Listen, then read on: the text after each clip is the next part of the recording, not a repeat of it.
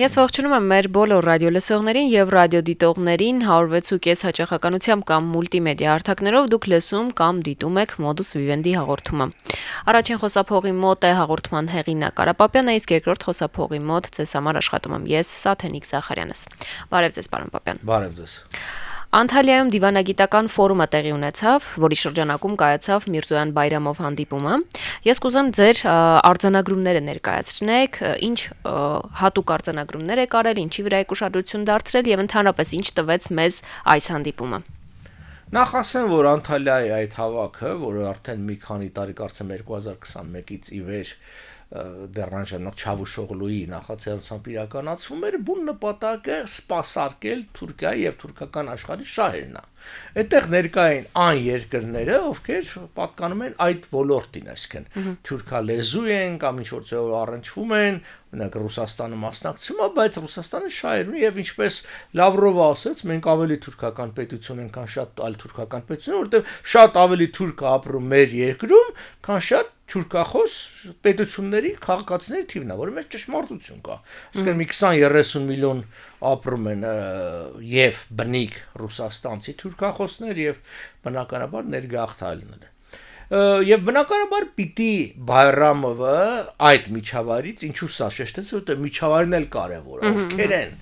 դահլիճում նստած, ինչ մթնոլորտ է տիրում։ Այդ միջավայրը պիտի փորձեր ճնշում բանեսել եւ բանեցրեց մոտարապես այս ողջևորությամբ, որ դուք պիտի փոխեք ձեր սահմանադրությունը, որպիսի պայմանագիրը ստորագրվի։ Սա կարևորագույնը այս միտքն է, որ միևնույն է 17 կետը բավարար չէ, գիտեք, արևմուտքում հատկապես անգլիալեզու, երբ որ մի գին են ասում, հաճախ դրանից հետո մի հատ այսպես նախադասությունն է, որ այլ թաքնված ծախսեր չկան։ Որտեվ երբեմն էցեվա, չէ, դու գնում ես մի բան, ասում ես, չէ, մենք ասել ենք, որ իրա գինն էսքան է, բայց այսքան էլ պիտի վճարեք ինչ որ մի բան։ Հիմա այստեղ ասում է, it comes with strings, լարերով է գալի այս ամբողջը։ 17 հատը դեմ տվին, 17 հատն էլ 9 հատ այլ պայման կա, այդ սահմանությունը այդ 9 հատից մեկն է։ Հիմա կարելի է սիրուն բառախաղ անել, ասել, որ դա չէ, դա նախապայման չի, դա ուղղակի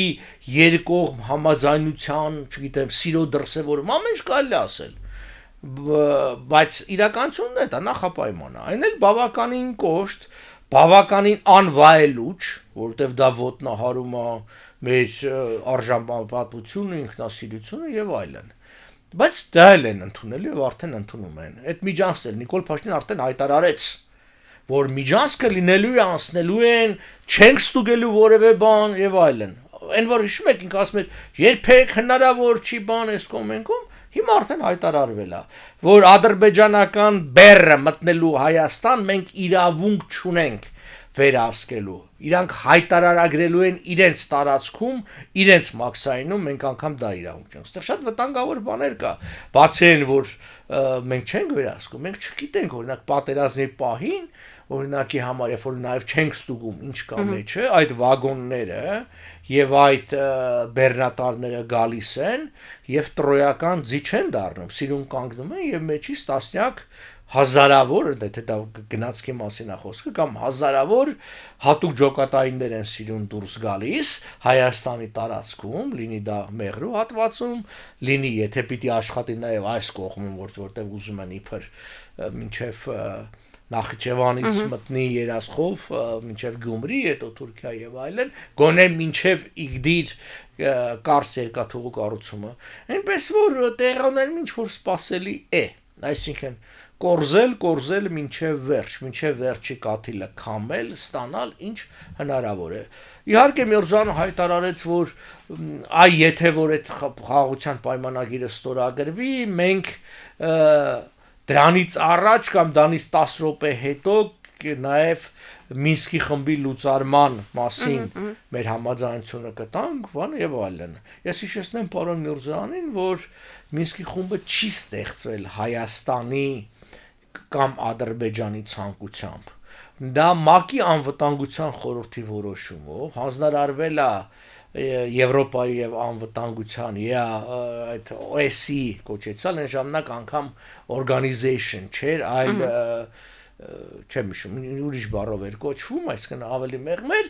եւ հետեւաբար կողմերը կարող են տեսակետ արտահայտել Հայաստանն ու Ադրբեջանը, բայց վերջնական որոշումը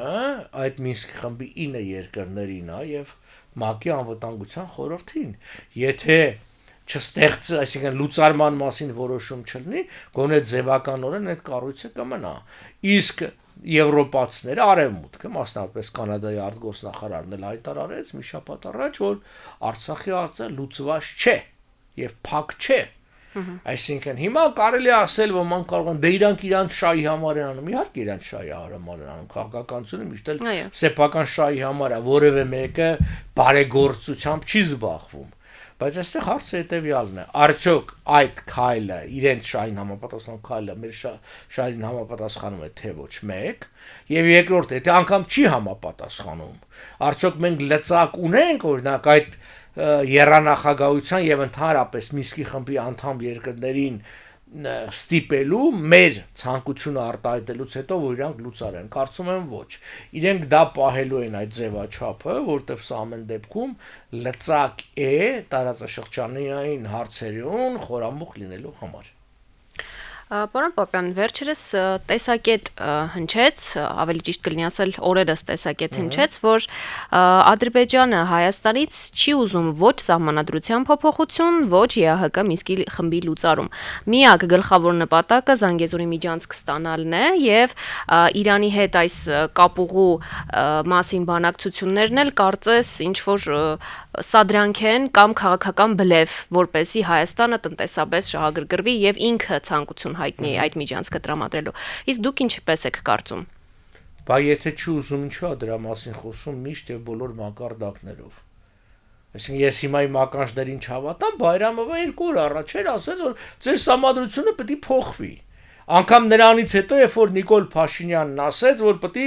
հիմա միջանց չեն կոչում, բայց ասեցին միջանցքը պիտի լինի, տալիս ենք, արդեն ասել է, գնացել ձեր սեղմումներ էր կատարում ես վերջ որ մաքսային եւ բաներ, իհարկե այնտեղ սիրուն ճառեր կասի, որ դա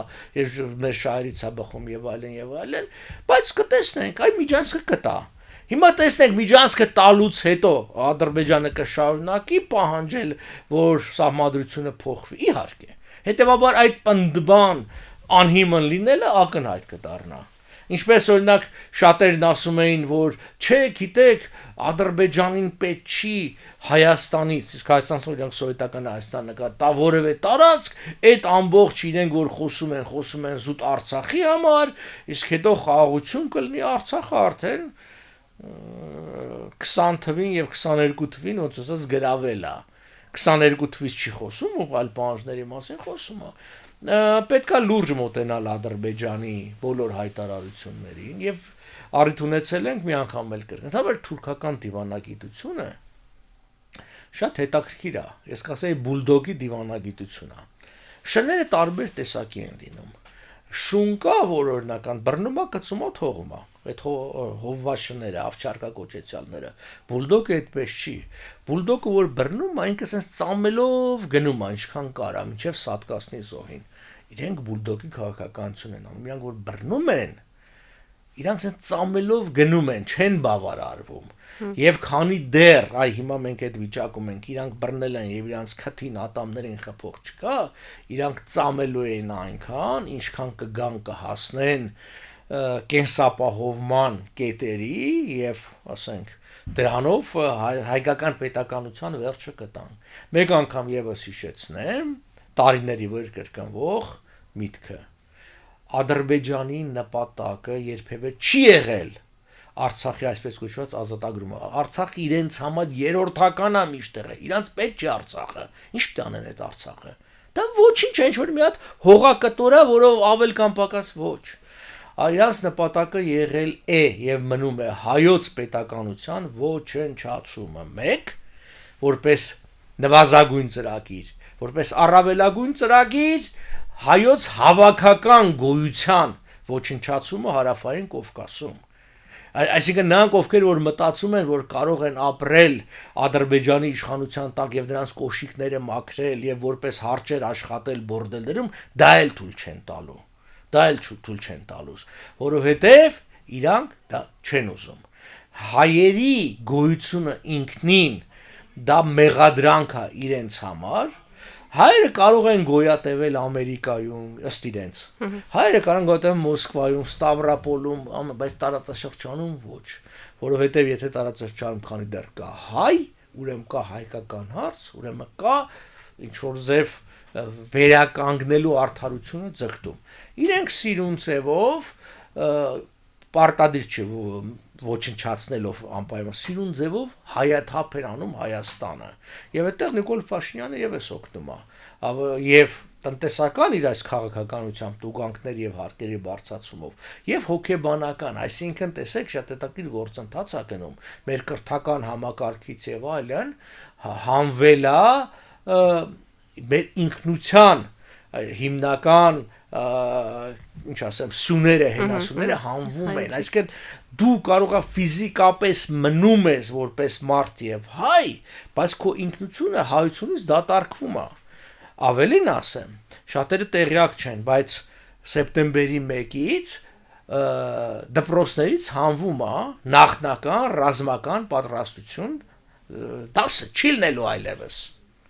վերջ սեպտեմբերի 1-ից հանել առանձին մի հատ կարող եք հաղորդում պատրաստել դրա մասին չի լինելու այսինքն մենք այն երկիրն ենք որ թվում է որ դրան պիտի զարգ տան չէ նախնական մտցվում է դրա փոխարեն ինչ որ արտակարգ իրավիճակների ինչ որ բան որ ավելի շատ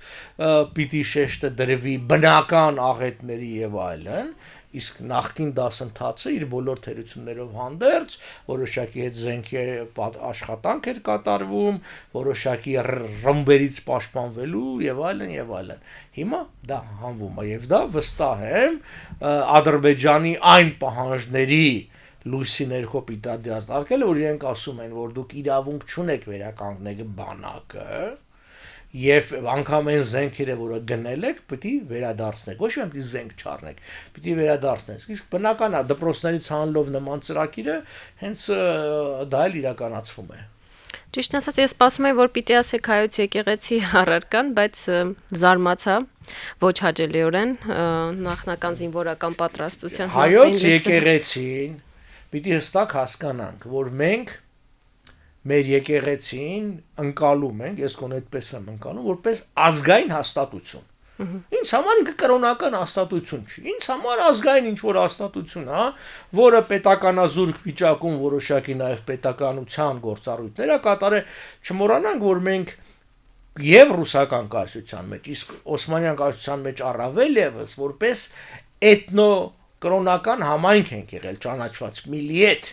Եվ ըստ էության որպես այդպիսին են գոյատևել։ Հետևաբար հանելով եկեղեցու առարկան, նաև այդ խոսածս հենասյուներից մեկն են քանդում։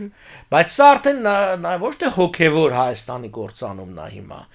Հիմա նաև ֆիզիկական կործանումն է, որտեվ եթե դու աշակերտին այն ժամանակ, որ ինքը ուղեղը թարմ է, պատրաստ է, երիտասարդ է, չես սովորացնում այդ տարական բաները, ինչը ես սովետական դպրոցում եմ սովորել եւ հաստատ սովետը շատ ավելի ռազմականապես հզոր էր, բայց սովորացնում են ինչ որ բաներ վիրակապել են աղջերքին սովորացնում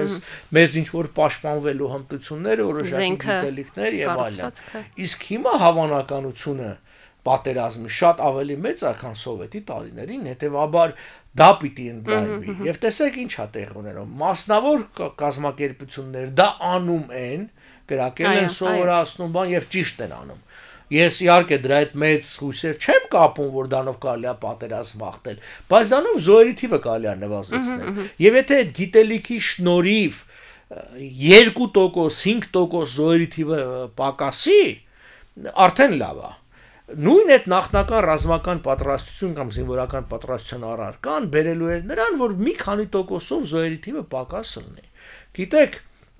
առանձին ուսումնասիրություն ես չեմ տեսել, բայց իմ զրույցները տարբեր պատերազմի մասնակիցների եւ նաեւ բժիշկների հետ նրանից է, որ սխալ վիրակապման պատճառով առաջին օգնություն չկարողանալ ցույց տալու եւ այլն զոհերի թիվը շատ է եղել կամ ասենք այդ նույն սխալ վիրակապը ասենք ինքը պիտի բարբերաբար բացվեր որպիսի արյուն գնալ ասենք հանգեցնել նրան որ միայն անդամահատումը կարա լինի, որտեղ այդ մարդուն չեն սովորացել տարական բաներ, որ գիտես կես ժամ 1:41 մի քիչ թուլացրու, ճիշտ է, մի քիչ արյան կորուս կունենա, բայց միևնույնն է, ոնց որ ասած շրջանառություն կլինի ձեռքը ոտքը, հետո էլի կապես բան կլինի։ Այս ամբողջը մենք զրկում ենք եւ սովորացնելու ենք, որ օրինակ համար որ վերելակը երբ որ փոկվեց, ավելի ճիշտ կլինի, որ դու չգիտեմ, պարկես գետնին եւ այլն, բայց եկեք նայենք, թե վերելակի փոկվելու հավանականությունն մեր կյանքում ավելի շատ, թե Ադրբեջանի կողմից Հայաստանի հարձակման ենթարկվելը։ Այո։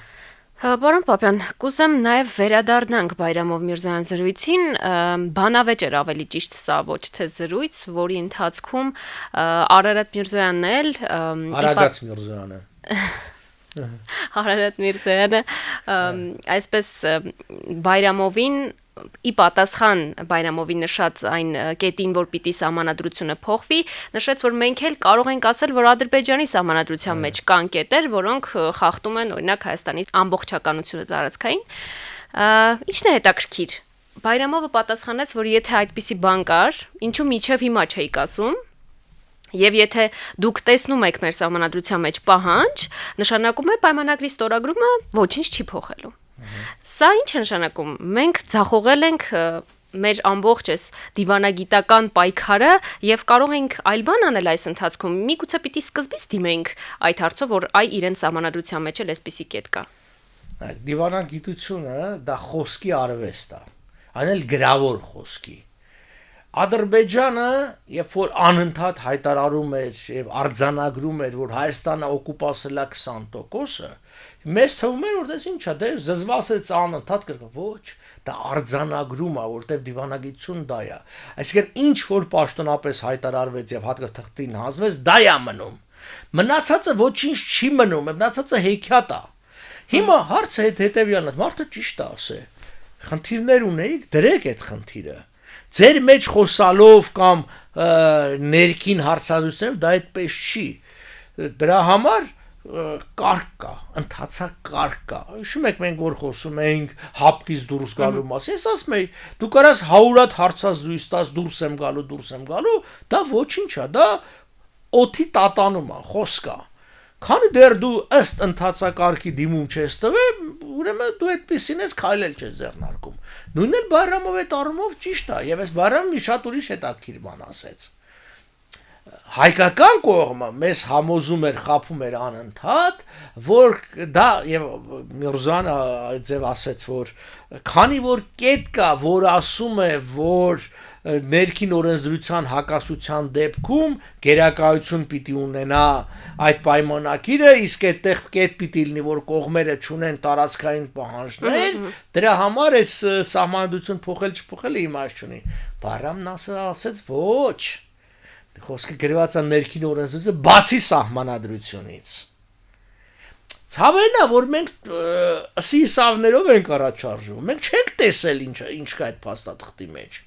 Եթե Բայրամովը ճիշտ է, որ ասում է բացի սահմանադրությունից, սահմանադրությունը ունի գերակայություն, ուրեմն դրա համար էլ իրենք պահանջում են, որ մենք փոխենք, իրանք չեն փոխում։ Այստեղ ուրիշ մի բան էր տարօրինակ, որ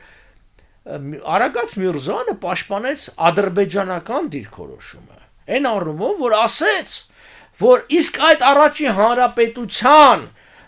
ձեր հավակնություններով Հայաստանի 60% Ադրբեջանն է։ Ոնց։ Այսինքն դու թշնամու ռոպագանդիստական թեզն ես հնչեցնում առանց հերքելու կամ առանց հակադրվելու, որ գիտեք ինչա, իսկ ոչ թե Հայաստանի հավակնությունների, այլ միջազգային փաստաթղթերի հիման վրա թվում ազգերի լիգայի հատուկ հանձնաժողովի ազգերի լիգայի բարձրագույն մարմնի խորհրդի կողմից ստեղծված, որի տակ դրված է Բրիտանիայի, Ֆրանսիայի, Իտալիայի եւ Ճապոնիայի ներկայացության ստորագրությունը, ոչ միայն Լեռնային Ղարաբաղը, նաեւ Դաշտային Ղարաբաղն Հայաստանի Հանրապետության մաս։ Դու դա պետք է չէ։ Նախիջևանի մասին չեմ ասում, որ ընդհանրապես Երևանի գուբերնիայի մաս է եղել։ Ինչ կապ ունի Ադրբեջանի հետ։ Նույն ձևի ինքը պիտի ասեր, որ եթե դուք ձեզ հայտարարել եք առաջի Ադրբեջանի Հանրապետության մաս, այդ դեպքում ինչ կապ ունեի Երևանի նահանգի Նախիջևանը ձեզ հետ, որը 21 թվին ռուս-թուրքական փաստաթղթով է դրվել ձեր ոչ թե անգամ ենթակայության, որպես պրոտեկտորատ է, Մոսկվայի պայմանագրում հստակ գրված է, դա պրոտեկտորատ է, այսինքն դա առանձին միավոր է,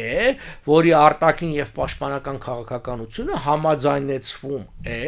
Ադրբեջանի հետ, միայն այդքան, Ադրբեջանի մաս չի, եւ երբ որ Նախիջևանի տարածքի վրա գրածա տերիտորիա Նախիջևանը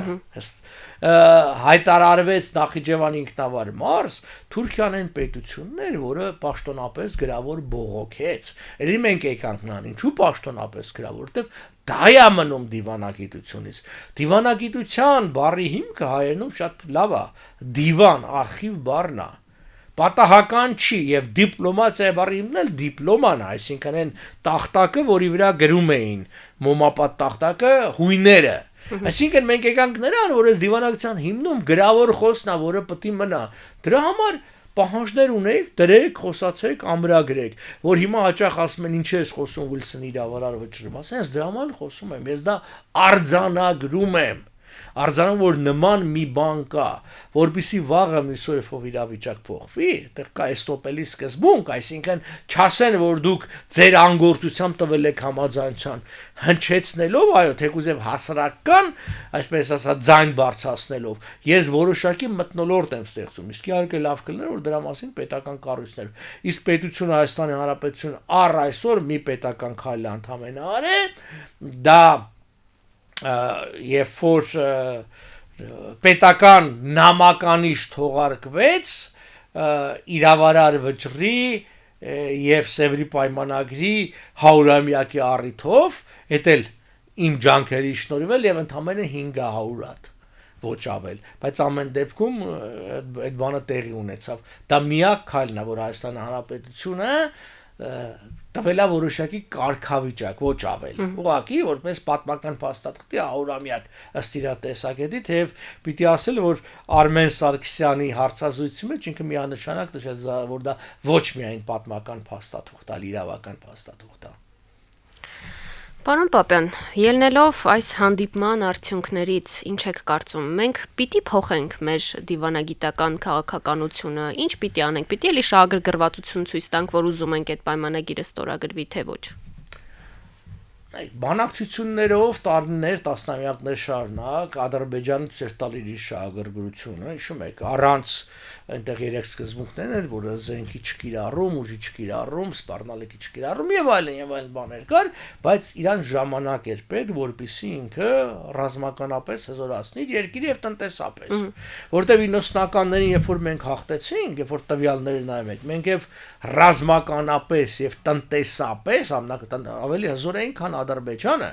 դրա համար ենք հաղթել։ Ոչ թե որ այն ժամանակ տղերքը լավ sense մորուքով էին, գոռում էին, ինչ որ բան էին, չէ։ Մենք ուժեղ երկիր ենք հաղթում է ուժեղը։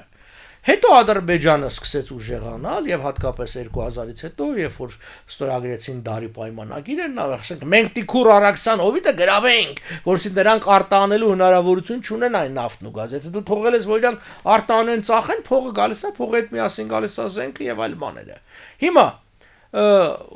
մենք կարայինք բանակցենք եւ 7 տարի է Նիկոլ Փաշինյանը դա է անում, բայց ես չեմ տեսնում Հայաստանի բանակի եւ տնտեսության ուժեղացման քայլերը, այսինքն դա դառել է ինքնանպատակ։ Հետևաբար այստեղ շատ այն օրը փողոցում մի հատ ինձ